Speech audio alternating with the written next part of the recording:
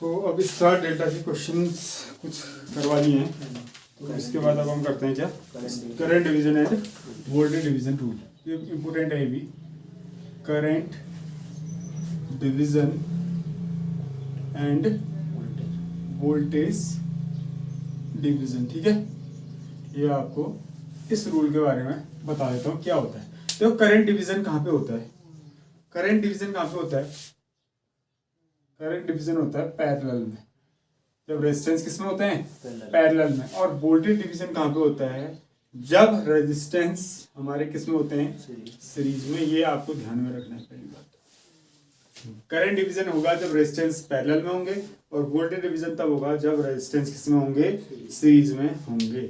तो अब आपको ये चीज देखनी है कि कैसे हम करंट डिवीजन को होता है और कैसे हमारा वोल्टेज डिवीजन किया जाता है। तो मैं अब यहाँ पे को कर रहा हूँ क्वेश्चंस, कैसे हम करेंगे, बड़ा ध्यान से देखना, अभी क्वेश्चन को नोट करने की जरूरत नहीं है।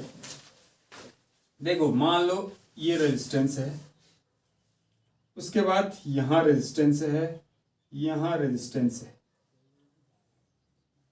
ठीक है, अभी तक हम कर रहे थे ना, इसका कॉम्बिनेशन कैसे बना रहे थे, याद आ रहा होगा आपको। 2, इसको मान लो 6, इसको मान लेते हैं 4। ठीक है, अभी तक हम खाली आर इक्विवेलेंट निकालने को कह रहा था मैं आपसे, क्या कह रहा था, आर इक्विवेलेंट निकालने को कह रहा था। बाई चांस आपके पास ये क्वेश्चन आता, आपको यहाँ पर को दिया जाता 10 एम्पियर की करंट फ्लो, क्या दी जाती, 10 एम्पियर करंट फ्लो हो रही है।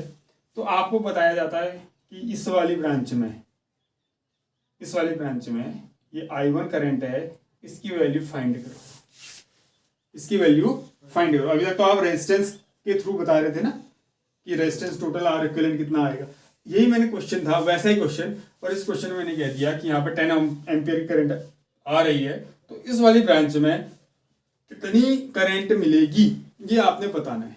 ठीक है, तो आप ध्यान से देखो कि यहाँ से जब करंट आ रही है तो ये दो ब्रांचों में बटी, तो ये दोनों किसमें है, पैरेलल में। तो करंट डिवीजन रूल कहाँ पर अप्लाई होता है, हाँ। तो आपको क्या करना पड़ेगा, आपको पैरेलल सर्किट में क्या करना पड़ेगा, करंट डिवीजन रूल को अप्लाई करना पड़ेगा। अब ध्यान से देखना कैसे करना है। करंट डिवीजन का मैं फॉर्मूला लिख रहा हूँ। ठीक है, फॉर्मूला क्या होता है, I1 equal to I into R2 upon R1 plus R2। अब मैंने फॉर्मूला तो लिख दिया। अब आप कहोगे यार क्या लिखा, मैं तो कुछ समझ में नहीं आया। ध्यान से देखना क्या लिखा मैंने, मैं समझा रहा हूँ, बड़े ध्यान से देखना। ये जो करंट आ रही है इसको हम कहते हैं कैपिटल I, मैंने जो इसमें लिखा हुआ है। ठीक है, इसमें जाने वाली करंट है स्मॉल I1, इसमें जाने वाली करंट को स्मॉल I2 से दिखा दिया। I2 के साथ जो रेजिस्टेंस है उसको मैंने क्या कह दिया, R2, और I1 के साथ वाले रेजिस्टेंस को क्या कह दिया, R1। कंफ्यूजन है, उसको छोड़ दो, अभी जो मैंने वैल्यू लिखी है उसको छोड़ दो। मैंने कहा मेन करंट जो आ रही है उसकी नाम मैंने दे दिया I से। ठीक है, ये 10 एम्पियर है, मुझे पता है, वो तो मैंने इसलिए दिया है क्योंकि मैं इससे आपको वैल्यू निकाल के दिखाऊंगा। अभी इस वैल्यू को छोड़ दो, ये I आ गई।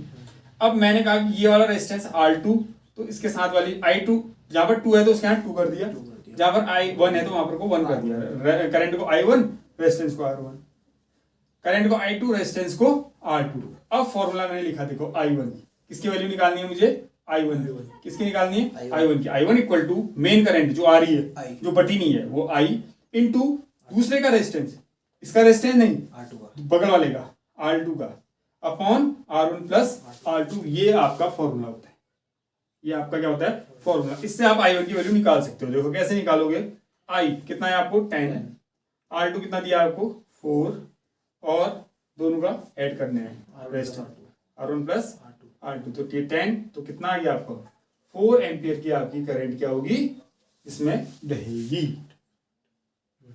सिंपल चीज है, लेकिन शुरुआत में अप्लाई करने में थोड़ा टफ रहेगा, तो आपको इस तरीके से करंट डिवीजन रूल को अप्लाई करना है। समझ गए। मैं फिर अब आपको बता रहा हूं voltage division rule. Voltage division rule कब होता है, ये एक रेजिस्टेंस, ये एक रेजिस्टेंस, ठीक है, दोनों सीरीज में है। यहां पे मैंने वोल्टेज कितनी दे दी, V वोल्टेज दे दी। मैं वैल्यू अभी पुट नहीं कर रहा हूं क्योंकि वैल्यू से आप कंफ्यूज हो सकते हो। ये है R1, ये है R2, इसके अक्रॉस जो वोल्टेज है वो V1 है, और इसके अक्रॉस जो वोल्टेज है वो क्या है, V2 वोल्टेज है। अब आपको ऐसे कंडीशन में याद रखना, वोल्टेज पैरेलल में हमेशा सेम होता है, हमने अभी पढ़ रखा है। इसमें पैरेलल होगा तो वोल्टेज सेम होगा, तो वोल्टेज डिवीजन पैरेलल में नहीं होगा। सीरीज में है वोल्टेज का डिवीजन होगा। तो सीरीज में अगर आप वोल्टेज को डिवीजन करोगे तो आपको मान लो V1 की वैल्यू निकालनी है। तो इसका फॉर्मूला क्या होता है, V1 इक्वल टू, क्या मैं मारा नहीं, V1 equal to V into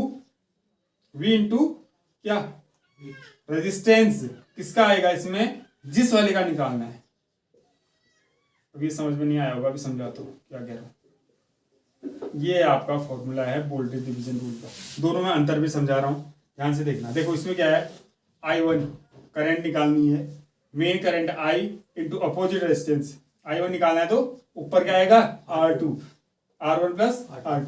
voltage division rule क्या कहता है कि आपको मेन करंट वोल्टेज दी होगी, मान लो ये 10 वोल्ट दी होगी, ठीक है। V1 आपको निकालना है, ये रेजिस्टेंस 4 है, ये रेजिस्टेंस कितना है, 6 है। आपको V1 की वैल्यू निकालनी है। तो V1 इक्वल टू क्या होगा, देखो V main voltage V into यहाँ देखो R2 है, यहाँ क्या है R1, जिसका वोल्टेज निकालना है उसी का resistance R1 upon R1 plus R2। तो इसकी वैल्यू आप कैसे निकालोगे, V1 की, V कितना है 10, 4 अपॉन 10, तो कितना आया 4 वोल्ट, ये एम्पियर। तो करंट 4 वोल्ट आपका, इसकी कितनी आएगी वैल्यू आएगी। तो समझे क्या है करंट डिवीजन रूल और वोल्टेज डिवीजन रूल। ये है आपका करंट डिवीजन रूल और वोल्टेज डिवीजन रूल। ये आपको आने चाहिए। जब ये आपको समझ में आगे, समझ में नोट कर लेना, इसको आप नोट कर लेना। लेकिन ये आपको समझ में आए नहीं आए, ये जब आपको अभी समझ में आ गए तो इसको समझ में आने के बाद अब आपने इसी में KCL और KVL फिर पढ़ना है, ठीक है। किरचॉफ लॉ आपको कल पढ़ेंगे, आज लंबी हो जाएगी क्लास, तो आप इसको आप नोट कर लो, ठीक है।